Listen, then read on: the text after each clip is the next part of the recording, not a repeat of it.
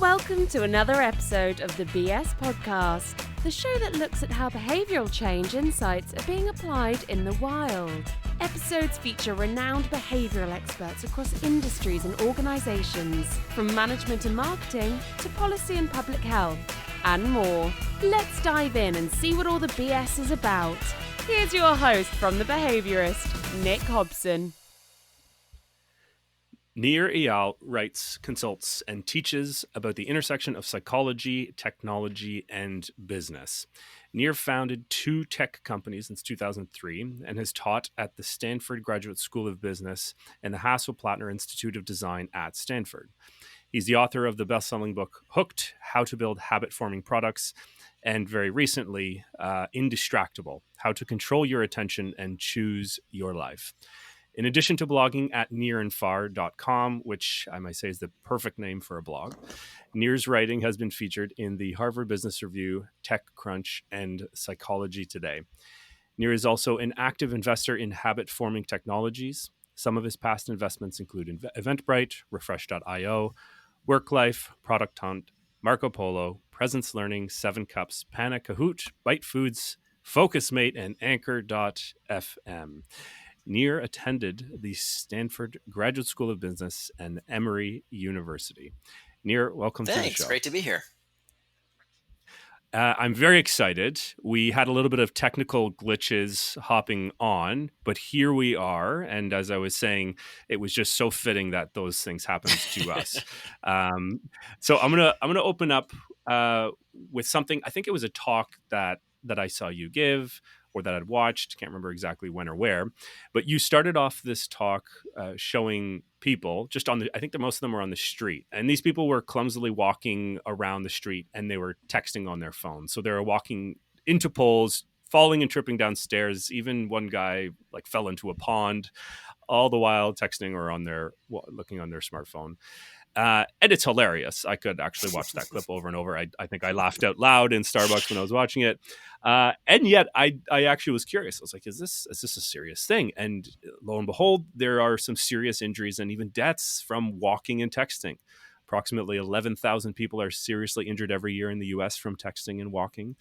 I read that there's even some municipalities throughout the U.S., in different countries, that are setting fines for texting and walking. Other cities like London have actually started to pad different things around the streets and the sidewalks, like lampposts. So all that to say, do you have any embarrassing texting and walking moments that you're willing to share with us? Well, as the king of someone who's not distracted. This is tricky because I think it's easy to think that, okay, this person who wrote a book about how to become indistractable never uses his technology, and it's an anti-technology book. And in fact, I love technology. That's a big part why I wrote this book, was because I don't think it's practical or even advisable to tell people to stop using technology. And so I'll tell you, sometimes I check my phone while walking.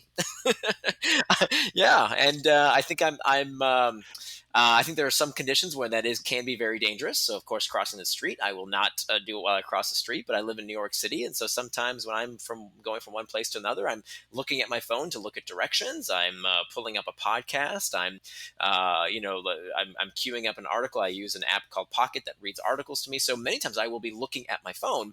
That I don't check email while I'm walking from place to place. I have some rules around that, and I'm not reading just random gossipy news. But here's the thing, that the answer to complicated topics like this, in terms of how do we use, is it bad for us, is it good for us, the answer is never simple. The answer is always, it depends, right? It depends how we use it, when we use it, how much we're using it, what we would be doing instead of using it. So there's lots and lots of questions here. It's never so simple to say, okay, it's a blanket rule of never check your phone, or get rid of Facebook, or there are nuances here.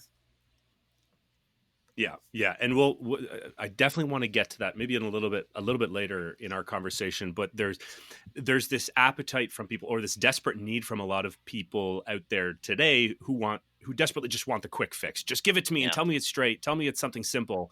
And you and I know very well, as somewhat experts in human behavior, that so much of it is dependent on context, and so much of it is Right. is nuanced, as you said. Well, yeah, I think I'm probably a little bit worse than you. I try and be mindful. I try and be cognizant. I'm so Toronto, which is like, the city, the mini New York City. We try and be New York City, but it's busy enough. There's cars and traffic and whatnot. So I'm mindful not to do it while I'm crossing streets. And same thing. I'm never just mindlessly scrolling through. It's like you said, Yeah. directions or something like that. But for me, what drives me, this is a pet peeve of mine, and it's something's happening in the brain actually as well. I'll be walking, usually in a hurried fashion, to get to some place on the street of Toronto, and I'm following the flow of people on the sidewalk, and somebody in front of me will pull up their phone, and all of a sudden their walking speed will reduce by about 30 to 50%, and it's almost as if we can't continue at the same pace when our attention is onto something else, in this case our phone. I don't know, I'm sure there's research out there, I'm sure there's some PhD who's actually examining it, and if anyone knows that, who's listening to this, please send me that article because I want to look at it. So next question for you. Just to finish that point, I think if there is a rule, it's to ask oneself whether the technology is serving you or you are serving it. I think that's a pretty good rule. So if what I rally against in Indistractable, and I think really is kind of the core of why we become distracted, really the source of why we do anything, is to escape discomfort. That's kind of the central thesis of this book, is showing this fact that in fact all human behavior is prompted by a desire to escape discomfort. And so if we are using our devices as an escape from reality, when that is not intentional, sometimes it's okay to have diversions. However, diversions are very different from distractions. I would argue that diversion, if it's mindfully done, watching a movie, getting into a good book, taking our mind off life by watching a sports match on TV is fine. It's the distractions that are the problem when we do something against our better interest. And so that's really, I think, the dividing line is to ask oneself, why am I checking this device? Do I really need it right now because I don't know where my next meeting is and I need to use my GPS, which I think is completely fine? Or is it because I can't stand to be alone with my thoughts for 5 minutes and I need to take my mind away from, present reality? Yeah, and I'm sure this study, but just for the listeners who are tuning in, there's this very hilarious and famous study with undergraduate students who were given the choice to either be in a room with their smartphone or their smart device or without one, and of course they opted to be in the room with their device. But the upshot was that they had to receive mild electric shocks. So we, or at least undergraduate students, are more comfortable being with our smartphone instead of just alone with our thoughts, even if it means we're going to receive mild electric shocks. Yeah, it's something like 30% of men wanted those shocks. Yeah. There you go. So I don't know what that says, but I think it's a great point that it is there's some sort of underlying motivation behind the use of our devices and our technology. It's a complex psychology that underlies it for sure. As you're saying, a lot of nuance. Okay, so here I am. I'm going to ask you questions, but I really want you to just help me selfishly. So I'm gonna if you humor me, I'm going to lay out this situation, and I want your best 2 cents of what you think is actually going on.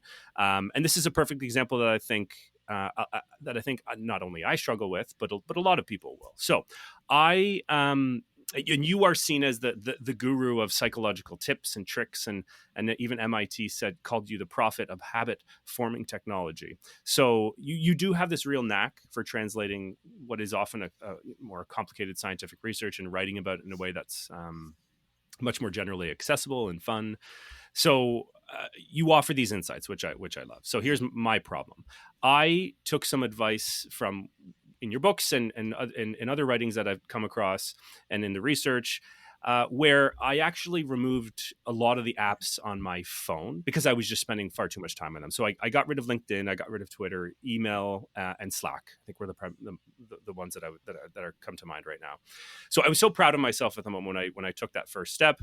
But then over time, I actually found that I got sucked into this other bad habit where I was wasting even more time than before because I was still going into those things, but instead of just quickly accessing them through the app, I had to go through a folder within a subfolder, get the browser, type in the URL for whatever site. So I had to log in. And so here I am spending, which is probably like a minute or maybe 30 seconds, but that compounds and that adds up. And it ended up in the same behavior of me on those sites, but it was wasting even more time because it was sort of this barrier that I tried to remove. So I don't know if you've ever heard that before, or if that's just me being totally weird. And what would your advice be for somebody in that case? No. So have you had the chance to read Indistractable? Not yet. So Not just yet. Okay. excerpts from it. The answer is found in the book, my friend. Love it. Yeah, and so here's the difference, I think, between what I say to do and I think what people think I say to do when they don't read the book is that I don't say to stop using this stuff. Mm-hmm. I love technology. It's wonderful. And I think that these people who tell you that technology is hijacking your brain, it's addicting you, and the only solution is to stop using it are full of shit. Mm. It's not true. The research doesn't support that it addicts everyone. It's not melting your brain. It's a bunch of moral panic. Mm-hmm. Mm-hmm. And so I don't think you should uninstall those apps if they serve you. Mm-hmm. The difference is you have to understand why you are using those things. So here's the thing. Let's start really from square one. What is distraction? The best way to understand what distraction is to understand what distraction is not. The opposite of distraction is not focus. The opposite of distraction is traction. Both come from the same Latin root, trahare, which means to pull, and they both end in the same 6-letter word, action, that spells action. So traction is any action that pulls you towards what you want to do, things that you do with intent. Mm-hmm. Now, the opposite of traction is distraction, anything that you do that pulls you away from what you plan to do, something that you are not doing with intent.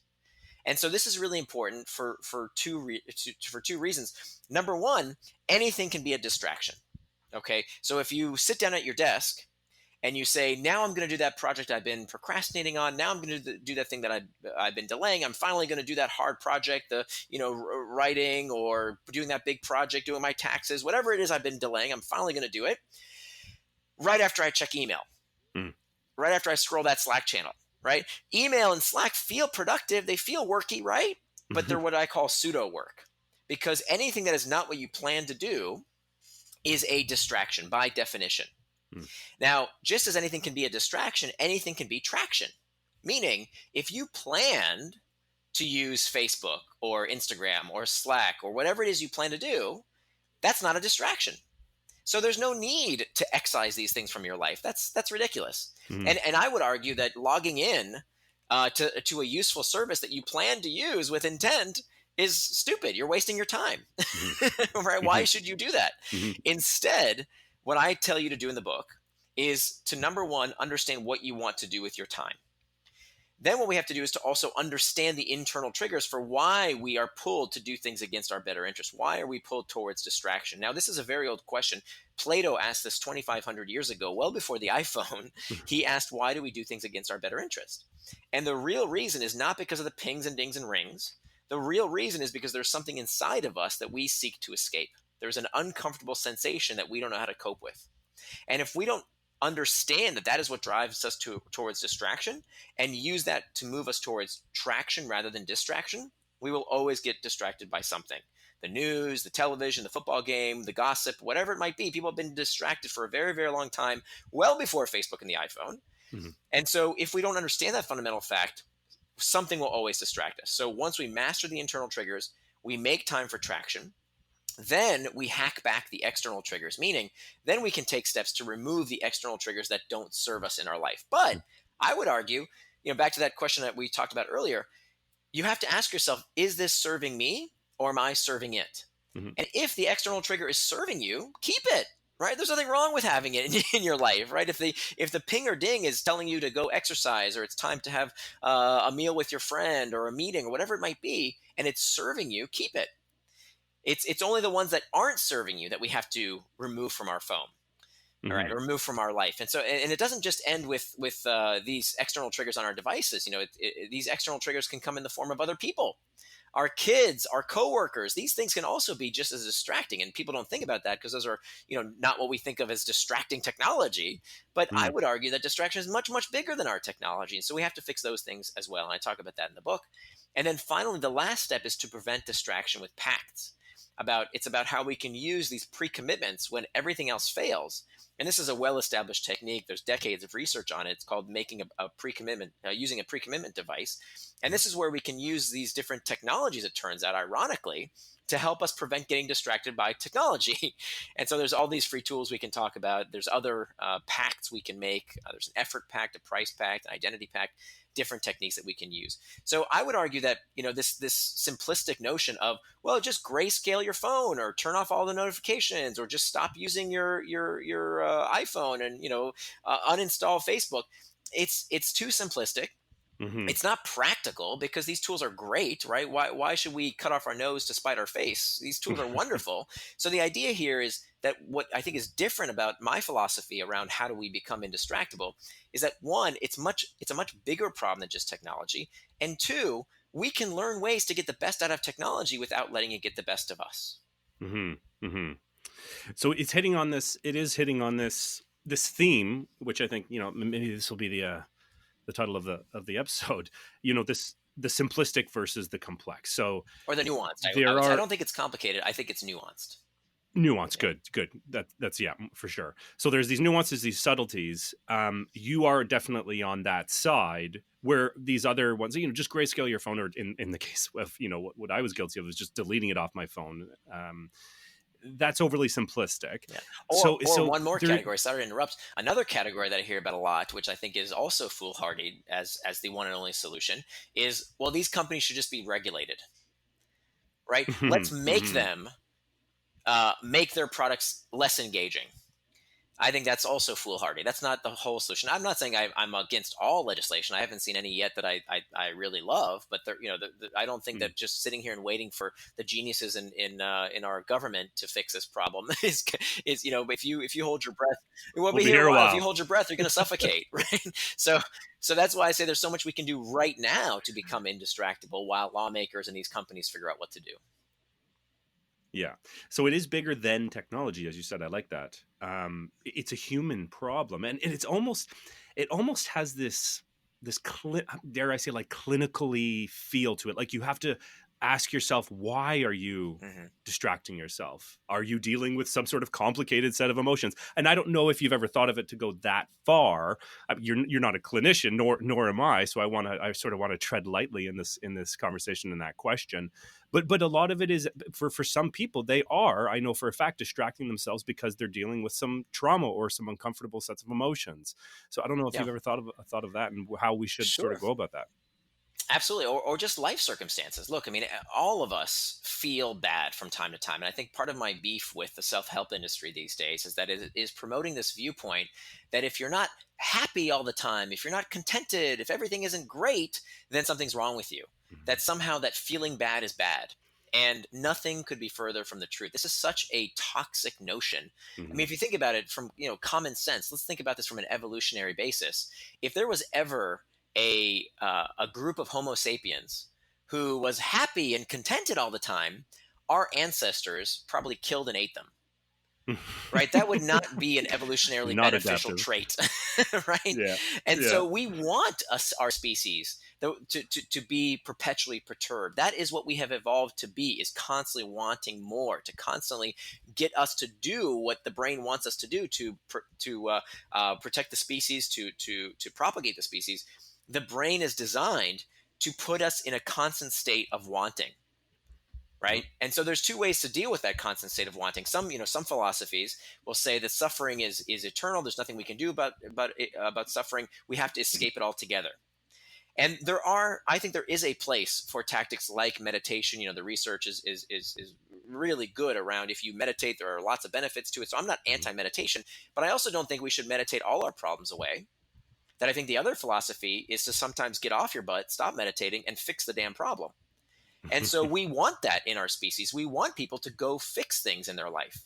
And so whether that's trouble at home, whether that's a job that a culture that's toxic, whether that's a problem in your life that needs fixing, sometimes a solution is not just to pray and meditate, even though I think that does have a place. That's not the only solution. The other solution is Mhm. to actually fix the source of the problem. And so what you're doing is harnessing that energy, harnessing that disquietude that is perfectly normal, perfectly healthy, and you're using it to lead you towards traction rather than distraction. Distraction is just the default of, well, I don't like this feeling.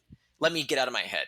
And whether that's Mm. drinking too much, watching too much sports on TV, reading the news too much, whatever it might be, working too much. I mean, some people work too much in the office so that they don't have to go home to face their home life. Some people don't want to go to work because they stay home too much because they don't want to face what awaits them at work. Anything that we are doing to get out of our heads as opposed to dealing with the problem, or finding ways to cope with that discomfort in a healthier manner, leads us towards distraction rather than traction. Hmm. Hmm. It reminds me of some wonderful research in social psychology. I believe it's called like affect as information heuristic, which basically says like, yeah, our emotions are pretty important and they will actually signal things to us about our lives, about, internal or external environments that we should attend to. And in this case, where if you're feeling something, if you're feeling a particular negative emotion, it's probably important that you attend to that thing and figure out the source like you said, get off your meditation pillow and Yeah, deal with I it. think that's a very So important that makes insight, sense. right? But what we don't want to do is to bury those sensations, right? A lot of people, I Hmm. call them either blamers or shamers. The blamers, they say, "Oh, you see, I feel this way because Facebook did it to me, or my iPhone did it to me, or something did it to me." Those are the blamers. The shamers are the people who say, "There's something wrong with me. I must be deficient.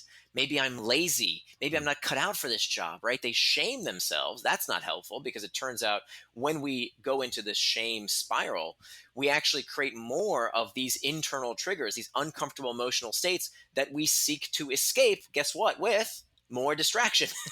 So that doesn't work. And so I think the right approach is not to be a blamer or a shamer, it's to be a claimer.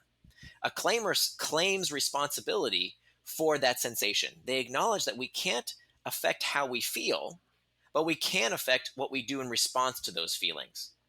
And so a claimer says, look, I didn't invent Facebook. I didn't invent email. I didn't invent these things. They're not my fault, but they are my responsibility. And they claim responsibility for those things. Hmm. And here's how they do it. I mean, I wrote an entire book. I spent 5 years collecting this research on how we can claim responsibility for these things and make sure that our actions lead us towards traction rather than distraction. Hmm. That's great. Um, and I personally, I never gave much thought to the idea of these like tech addictions or like over consuming my tech products until I had my Mm. first child. And then suddenly, especially on my wife's Facebook account or social media, like because she joined a lot of mommy groups, I was, and she in particular was inundated with these social media and Facebook posts coming every which way, talking about the evils of tech addiction through Uh-huh. screen time for your child. So I was like, as a scientist, I was like, oh, I'm now intrigued.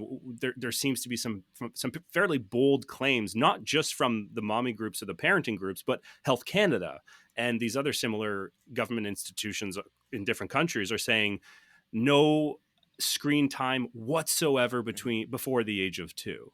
And they're you called it earlier a few minutes ago. You sort of said moral panic, and I would have these conversations with people in my group, friends and family, and there is this like moralistic outrage if you turn a screen on around a toddler. And so my wife and I have sort of we read the research. We understand that there's moderating factors to it and there's qualifiers and you have to understand that. But I'm curious what your take is on that literature and how it sort of feeds into your overall thesis here. Yeah, I think we need to look at the cost benefit here. That again, this is really where we need to think about nuance. Hmm.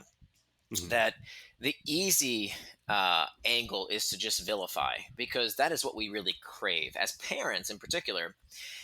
We are desperate for something to blame. Let's be honest. I'm the parent of an 11-year-old little girl.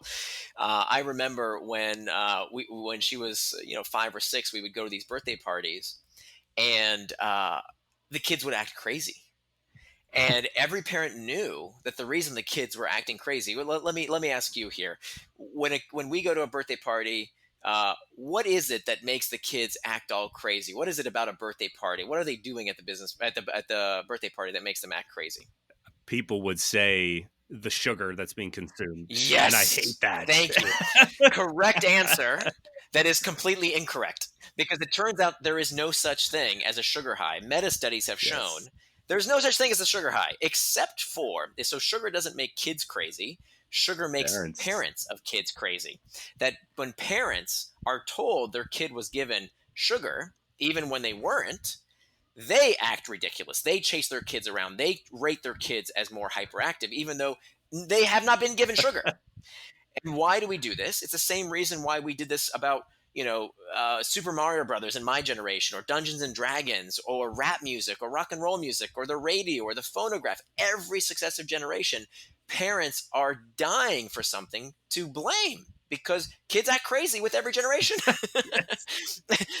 And today we blame social media. Now, that does not mean that you can't have too much of a good thing. Of course, I think there logically, if for a while my daughter was really, really into Harry Potter, and one day she read Harry Potter for like 5 hours.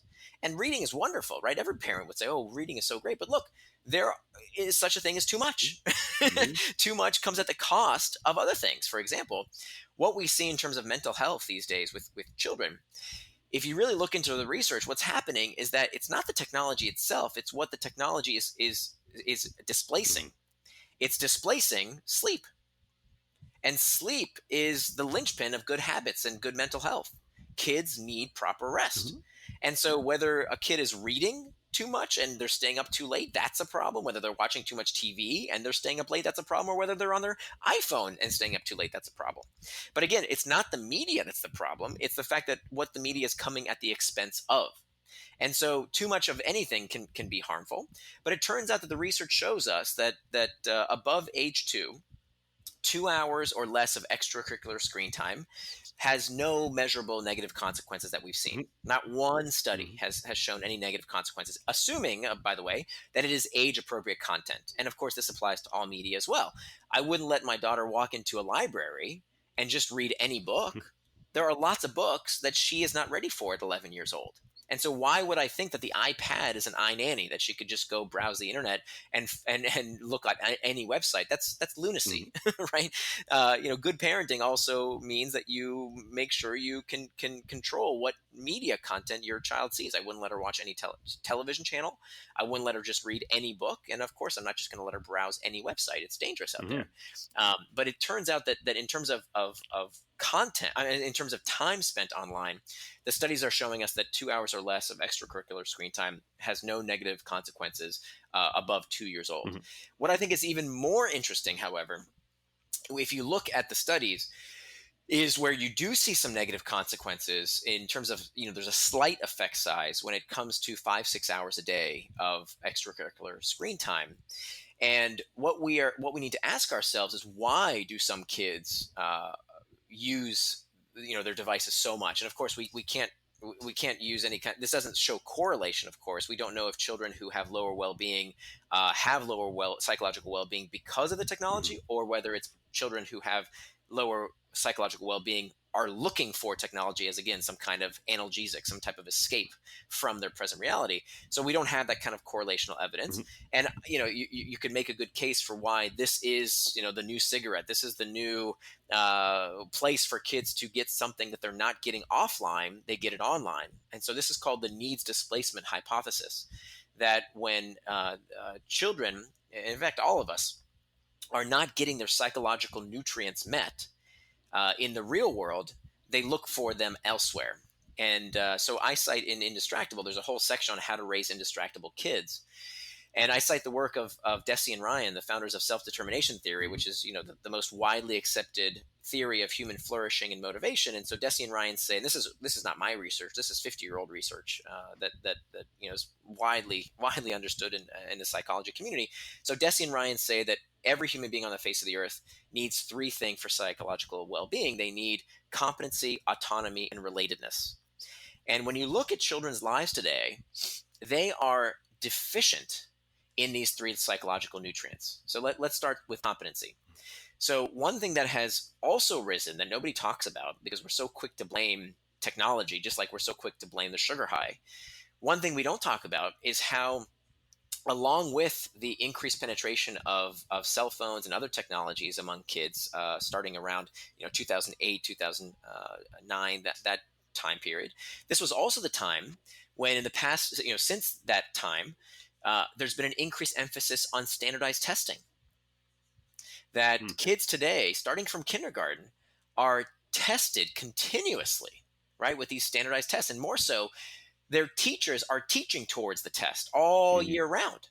Hmm. And so what we see is that children, primarily in the United States, by the way, when you look at the negative consequences that some people blame on social media and technology use, like increased rates of teen suicide, it's actually only happening in America, which actually Hmm. doesn't really make much sense. If it's the technology doing it to us, then why are teenage suicide rates falling in every other OECD country? It's only actually the UK and the US. If you look at the Scandinavian countries, if you look at Japan, they have falling rates of teen suicide, even though they have higher cell phone penetration rates. Hmm. More interestingly, even in the US, teen suicide is only going up in rural areas. Hmm. It's Trump country.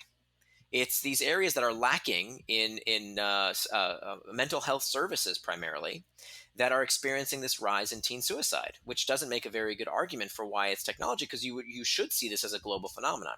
But anyway, let's get back to competency. So kids don't get enough this feeling of psychological competency because of all this constant testing. The next thing that they're missing is autonomy. That we know that children today this is the most scheduled generation in history. Hmm. That the for the parents of means, kids today, after school, they go to the test prep, and then they go to swimming lessons and ballet and Mandarin. They are so scheduled every day. And then if you don't have means, well, then you're put indoors, right? If your parents don't have money, parents today are so terrified that something's going to happen to their kids, even though this is the safest generation in history, that we Hmm. regulate the hell out of our kids. In fact, Peter Gray found that the average American child today has 10 times as many restrictions placed upon them as an average adult, twice as many restrictions as an incarcerated felon. Oh my god. There are only two places in society where we tell people where to go, what to think, what to eat, how to dress, and who to be friends with, and that is school and prison. So is it any surprise that kids want freedom? They want autonomy. This is part of what we need for psychological flourishing and well-being. Well, where do you go if you don't get autonomy in the real world? You go to the virtual world, right? You play Fortnite or Minecraft. That makes you feel like a god. You have autonomy. You feel free. And so Hmm. that's why you gravitate to these types of services. And then finally, relatedness. Along with all of this overscheduling, this has come at a cost of the most important thing that we can give our kids from a psychological standpoint, which is free play. Free play is when kids get to interact with each other without the watchful eye and direction of coaches, teachers, and parents, right? Kids allowed to just play and socialize. Why is this so important? Because play is where we learn our place in the world. It's one thing if a parent tells you to do something. It's a whole nother thing if one of your friends says, hey, if you act like a jerk, I don't want to be friends with you. I'm not going to play with you. Hmm. And they need to hear that from their peers. This is why we have such a fragile generation of children these days, is because they haven't had enough time for play. Well, where do kids go to get relatedness if they don't get play offline? They go online. So Hmm. why are they checking Instagram and Snapchat and TikTok all the time? Because they want to connect, for God's sakes. They just want connectedness and relatedness. They need that for their psychological well-being, and they're not getting it in the real world. So Hmm. this is a much deeper and more nuanced explanation around what's going on than, oh, it's a technology that's doing it to everybody. That's just a very simplistic viewpoint. Yeah, yeah, that's great. I love the breakdown of the DC and Ryan, which has come up. It came up a lot in my graduate school training because I studied emotions and motivation. So obviously STT was very present. But having come outside of on the other side of academia and research, it's I see it a lot, and I mean it just speaks to the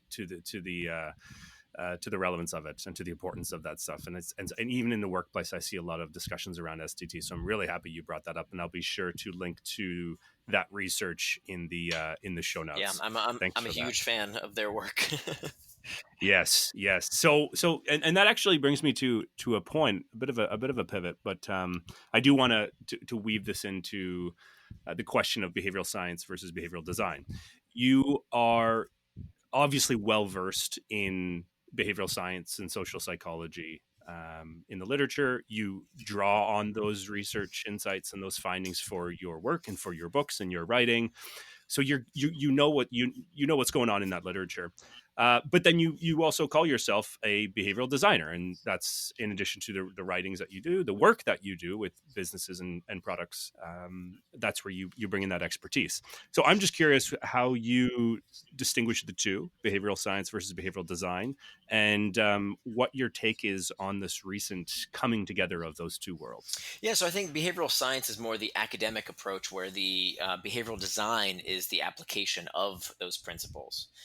So, I would call, for example, effective triggers. That has nothing to do with behavioral economics or behavioral science. That's about the application of, understanding that if you give someone an effective notification at the right time and place, they're much more likely to change their behavior. So it's the utilization of design principles, affecting our environment to shape behavior, whether that's through some kind of interface, some kind of technology like an app or website, or the design of space can incorporate some of these principles. But it's basically utilizing behavioral psychology, behavioral economics, consumer psychology to affect behavior in a way that helps people form healthy habits and changes their behavior in a way that they themselves would want their behavior changed. Mm-hmm. Mm-hmm.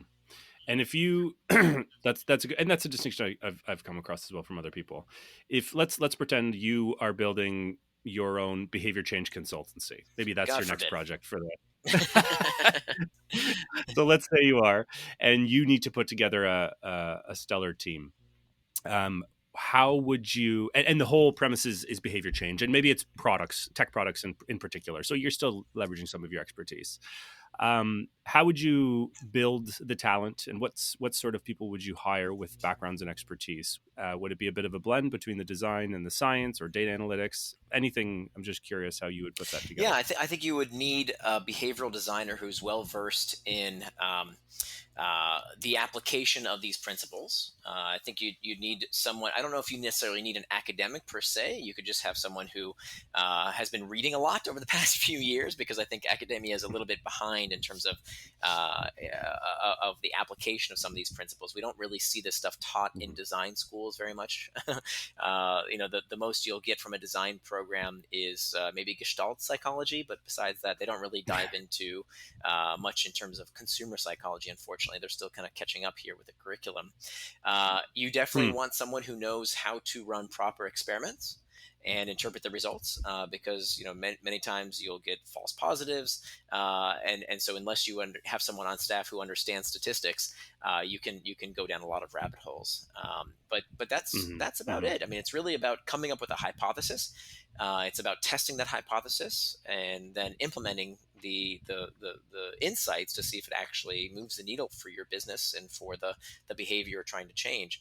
I subscribe to the Eric Ries's philosophy around lean startup methodologies, where the idea here is that Hmm. you are building, testing, and learning. And so that's kind of how you apply this in when it comes to the real world application of these techniques. You're building something, you're testing it to see how it works in the real world, and then you're learning what how that test worked out, and then you're iterating, and then you're building again and again based on the revelation from your last study. I think what behavioral design adds to that equation is, how do you come up with the hypotheses for what to test? And so, what most organizations do, they'll test whatever the hippo says. The hippo is the highest paid person's opinion. So the hippo walks in the room and says, I think we I should like do it. this. Let's color these buttons blue. Why? I don't know. I think we should. Well, okay, boss. and so and so typically it's the hippo that calls the shots. Or, some companies, they think they're enlightened. They do what's called customer development. They listen to the customer, and they take surveys of what the customer wants.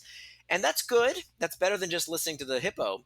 But the problem there is that sometimes it'll be only the articulatable needs of the customer. And we know that, anybody who's actually run some of these experiments will know that what people say they will do and what they actually do can be vastly different. Right? This is the intention gap. Yes. And so instead of relying upon what the hippo says, or instead of relying on what people tell you they want, which can be factored in, I'm not saying those things that we shouldn't try experimentations with those insights, but I don't think that should be the end all be all. I think the end all be all should be, let's base these hypotheses against some kind of model, against some kind of framework that helps us understand where our design could be deficient. And so that's what the hooked model is all about, is giving people a framework to say, okay, products that are habit forming have these 4 traits.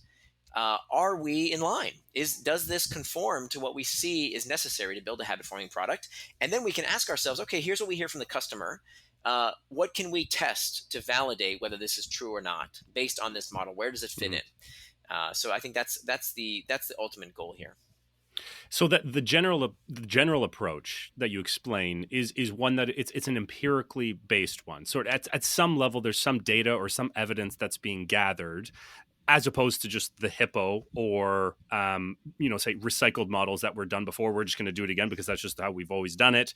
Nowadays, it's, well, let's actually gather some information in the form of survey or whatever it might be, and then run a test, an A/B test, or a randomized controlled trial. And then so you mentioned, so given where we are now, and I think we're seeing an uptick in that type of approach. Is that general attitude present in design schools? And I'm asking because I'm the side of the scientist. I'm trained as a scientist, so I don't know a whole lot about the behavioral design.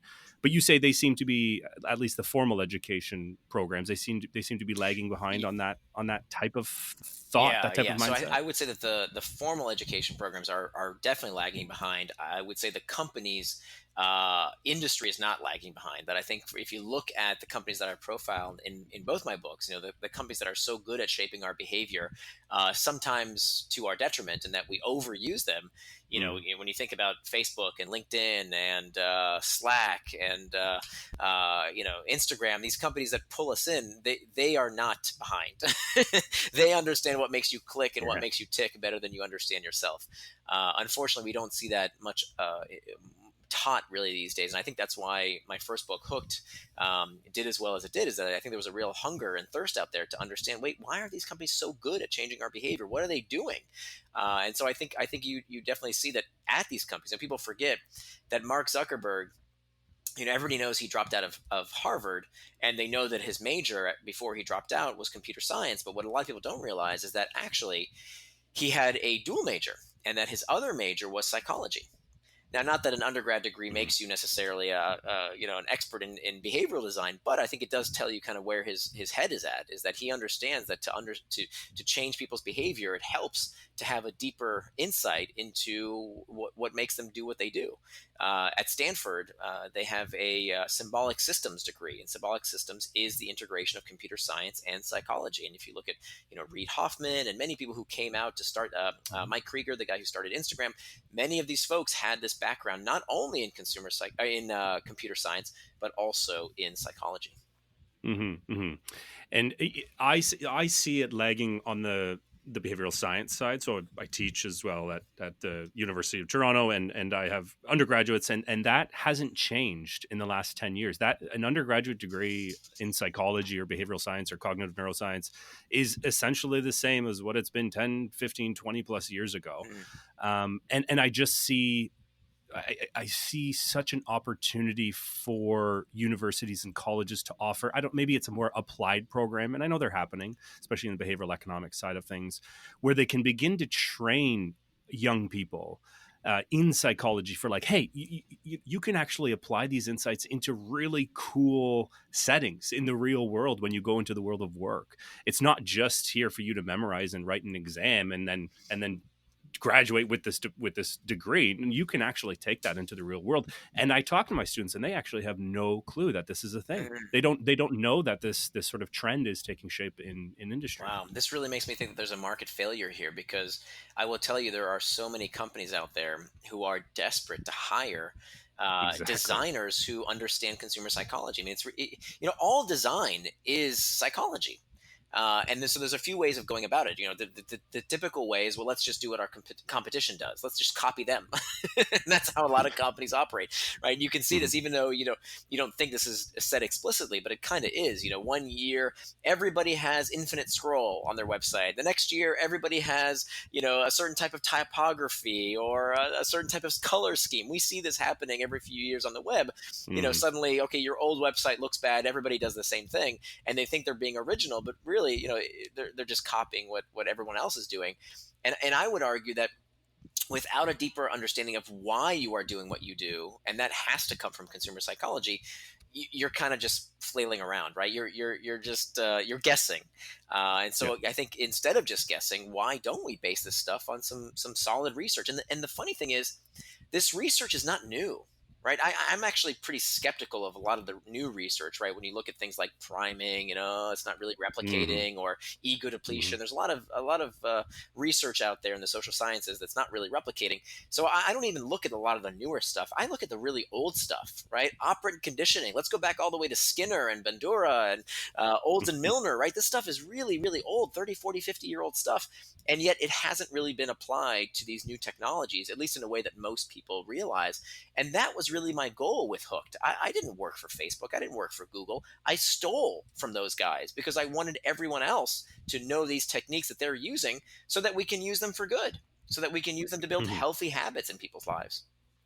Mhm. Mhm. That's great. I love drawing on that old literature, and it's even like if it's forgotten about or not mentioned in the world of consumer, product design and consumer behavior, then you can bet it's not it's not being talked about in academia, because it's not, which is incredible, because there's just gems of insights that come from that old stuff, and I draw it on all the time for my own work.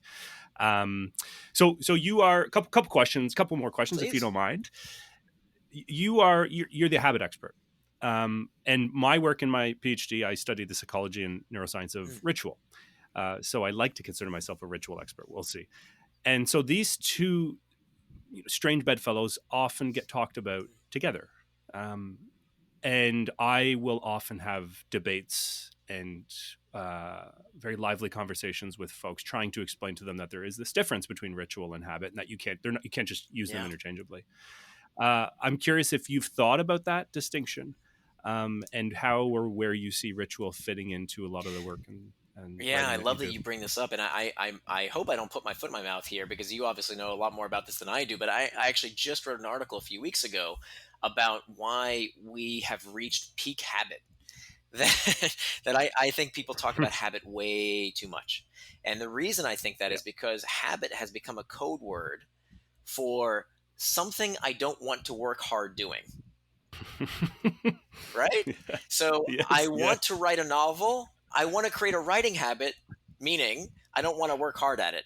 I hate exercise. So let me form an exercise habit so I don't have to hate exercising quite as much, right? I wish exercise would Yeah. just be effortless. And so I'm really trying to rally against this overuse of the word habit when you mean routine or ritual. So a Mm. habit is an impulse to do a behavior with little or no conscious thought. That's the definition of habit. And habits can be wonderful for certain type of learned behaviors that we can do with little conscious thought. Habits are great. However, the reason this is more than just semantics is that I think they can backfire in that when someone says to themselves, okay, I'm going to form an exercise habit, and then they start exercising and they're sweating it out, and they read on some stupid article that, oh, if you do a behavior for 66 days, even though it's rubbish, it's not true, but Mhm. anyway, they get, Mhm. some pop psychology article told them it was true, and then they get to day 67, they say, well, this isn't easy, this isn't effortless. I thought it was going to be as like a habit, like brushing my teeth, right? Why isn't this effortless? And the reason is because not every behavior is a good candidate to become a habit. That Mhm. every a routine is simply a series of behaviors frequently repeated, and routines don't need to be easy. Habits, by definition, need to be something done with little or no conscious thought. So, exercising, if you want to get better, right? If you just want to go on a walk and let your brain, uh, you know, just kind of meditate and let your brain, go somewhere else, that might be a habit. But if you want to get better at something, like for me, writing has never been a habit. I do it every day, but it's hard work. I've written 2 books. It's really hard work. It is not a I think habit. the best authors in the world would laugh at the idea of writing Right? I don't being think a I've habit. ever met an author who says it just flows from my finger to I don't know what at least not well, maybe with fiction, certainly not with nonfiction, because you're constantly second Yeah. guessing yourself. Oh, you know what? I should look at that research again, and did I say this correctly? And there's a Mhm. lot of conscious thought to writing. So I'm not in that habit. I am in the routine of writing. I do it every day. Mhm. And so I think the Mhm. reason this backfires is that when people think that they are forming a habit and then it never gets easier, they take it out on themselves. They think that they are somehow deficient, that there's something they did something wrong. They didn't do anything wrong. They just didn't realize that certain behaviors will never become habits and should stay rituals. And then we should expect them to always be difficult. What do you think? I'm Mhm. so curious Mhm. on your perspective. Yeah, yeah. I think you hit on a point. And the second thing that I'd say is that in the case of ritual, and this is what actually separates it from both habit and routine, is that so there is the conscious element where you do have that with ritual. You are applying it with intent. It's a behavior that's done intentionally. So having conscious some level of conscious awareness. And the second I'd say is it has a level of Mm, emotion or meaning associated with, ritual and does. that's the cool Yeah. ritual does. Yeah, sorry, yeah, and that's the neat thing with ritual is that you can do what they call the sort of the doctrinal rituals or the ones that are done mundane every day for a lot of religious people. Sometimes they do it 5 times a day.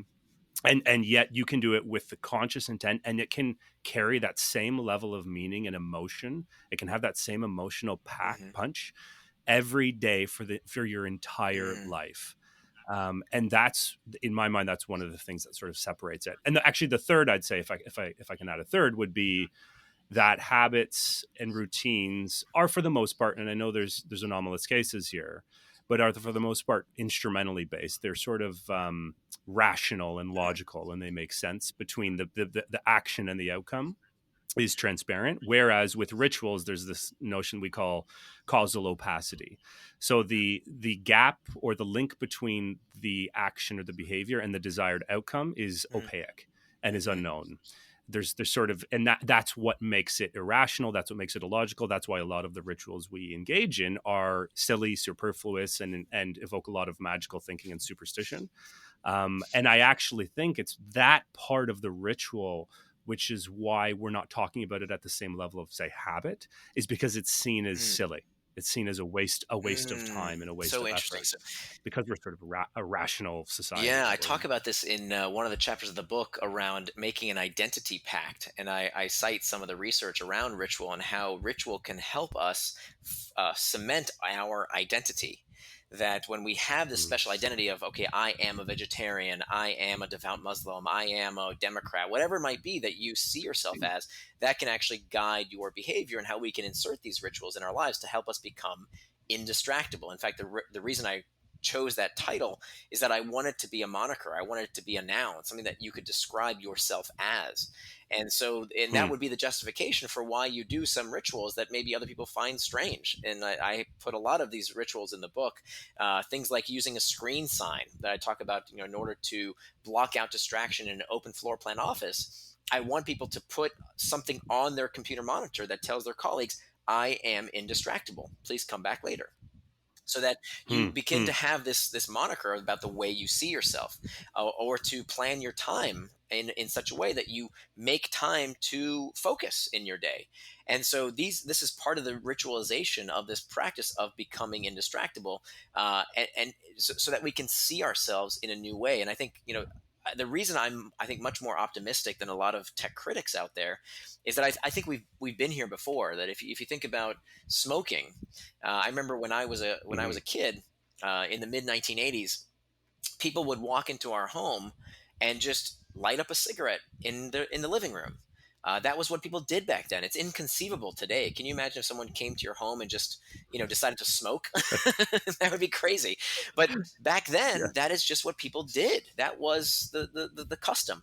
And I remember my mom one day started telling people, we are non-smokers. You can't smoke here, and she lost Hmm. friends over that. People got really Wow. offended. And it seems so crazy today, but I'm telling you, this is the way things used to be. And so that's exactly Hmm. what's happening today with our technology.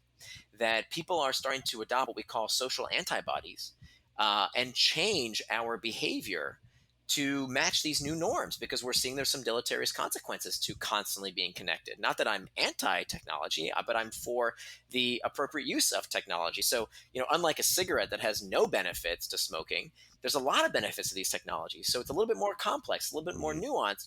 So, maybe it is a bad idea to use your technology at the dinner table or when you come over to someone's house and you want to be social with them. So we need to form these new rules. And so that's what I think is so powerful about these rituals, about these identities that we can form to say, look, you know what? We're indistractable. We do something a little different here. We don't use technology at the dinner table. We don't have. Hmm. We don't use this the same way that everybody else might. And I'm hoping, my dream is that in a few years it becomes the norm. And I'm already starting to see that. I'm already starting to see, like, especially with younger people. I remember when I taught at Stanford, the first year I taught, that was 2012, and I remember like half the class would be on their cell phones. And today, when I teach, almost nobody's on their cell phones because they've learned Oh that wow. that's harmful, right? That's rude. That the professor can see you, right? And so we've already started to change our norms, and I'm hoping with Indistractable to kind of accelerate that process of developing these social antibodies.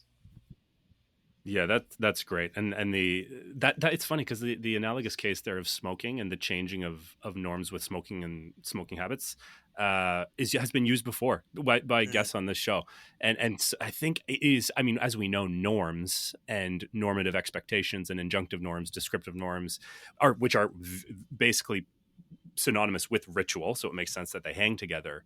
That these can be an identity, and as you said, these can be some of the biggest levers for right. behavior change.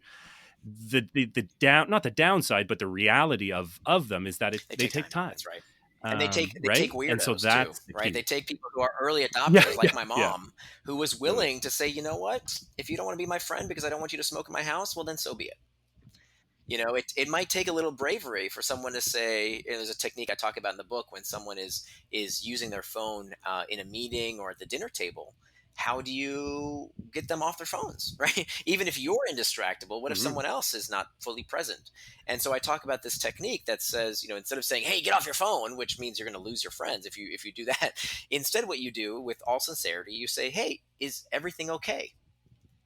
And that Mm. allows them to say, "Oh, actually, you know what, I'm sorry, there's this emergency right now," because you don't know what's on the other side of that phone. That maybe there is really an emergency that Hmm. they need to take care of. So they'll say, "I'm really sorry, there's this emergency. My kid's sick. I got to go take care of this one thing real quick." Or 9 times out of 10, they'll get the message and they say, "Oh, I'm sorry," and they'll put it away. And so that's how we can do this in a gentle way, because again, these it's not quite as clear as cigarettes, in that there's nothing good about smoking tobacco. Right. There's lots of good from these phones, and so we want to make sure that we can still get the best of them. Yeah, I've heard one case of a friend group that I know where when the friends meet up, they are, so let's say they're at a table or a dinner table, they'll turn their phones down, which I know a lot of people do in meetings. But then as soon as one person picks up their phone, I think they like do a shot. Let's say they're like 23-year-olds, they're just like out of college or something. Wow. So they've ritualized that norm to try and encourage more well, drinking behavior, binge drinking behavior, but also Yeah, they're friendship. substituting one analgesic for another, huh? There you go. Talk about distraction, I guess. Okay, one Sure, final question for you, Nir, absolutely. if you don't mind. What I call the BBB, or the Big Behavioral Brainstorm. I ask this of all my guests, and we've already touched on this a lot. So I'm curious if you'll offer maybe a bit of a different response, if you don't mind. So we have a lot of problems in society right now, and a lot of them need fixing. So, what do you see, behavioral design or behavioral science? Where do you see that playing a big part in helping us solve some of these big Yeah, so I problems? think one of our problems that has been an age-old problem, I think, back to the day of Plato, is why don't we do things against our better interests? This question, he called it akrasia. And I think where behavioral design fits in is when people know what they want to do, but for some reason don't do it. And I think technology Mm, can be an incredibly useful tool to help us do the things we want to do, but don't do for one reason or another, mostly because that task is hard to do. So we can use behavioral design to design environments, to design experiences to help people do what they really want to do. Let me give you a great example. Fitbod. Fitbod was a company that I came across. I actually wrote an article about 3 years ago that was titled "Why Your Fitness App is Making You Fat." And it was a takedown of what I saw as the misappropriation of these behavioral design techniques, if they were even used. I think actually they weren't even used for most fitness apps these days. They're horrible, and they were even worse 3 years ago. And so I wrote this article about, we need to use these techniques properly to change people's behavior to help them do something they want to do, namely work out. Because most people want to work out. We all know we should have some kind of physical activity in our day, but we don't do it, despite the fact we know we should. And so then I came across this app called Fitbod, and I started using this app, and I was just blown away. They did such a great job. So I called them up, and I emailed them, I should say. And I said, "Did you by any chance read my book, Hooked?" And they said, "Yes, we did. We designed the app with the Hooked model in mind." And so I think that's a terrific example of how we can use behavioral design to help people form these healthy habits in their life. So a company like Fitbod that helps people get hooked to exercising in the gym. Kahoot is the world's largest educational software. They also use the Hook model to get kids hooked to in-classroom learning. The list goes on and on and on, that how companies can use these behavioral design tactics to help people form healthy habits in their life. I think that's an underutilized technique. That's great. Thank you for that. And we are just at an hour, and I told you before 40-45, but I also said these things can go on. So I appreciate you taking the time, NIR. And I will say, I actually, because I knew I was talking to you, because I know what you're all about, I actually turned my phone off, which I rarely do, but I turned it fully off for this conversation. So I think you are, I think you're onto something with this Indistractable Norm. And congrats on the book again. And thanks for. Oh, my pleasure. I appreciate it. By the way, just as a heads up for any listeners, there's actually a free complimentary workbook at indistractable.com. It's an 80-page workbook that's available there. There's also a bunch of tools and tactics that you can use all at indistractable.com if you're interested to learn more. Awesome. And is there anywhere else people can find you? Twitter, LinkedIn? Yeah. If you just search for my name, and my blog actually is probably the best place to start. That's at nirandfar.com. But NIR is spelled like my first name, NIR. So nirandfar.com. Great. Okay. Thanks, NIR. We'll talk soon. My pleasure. Thank you, Nick.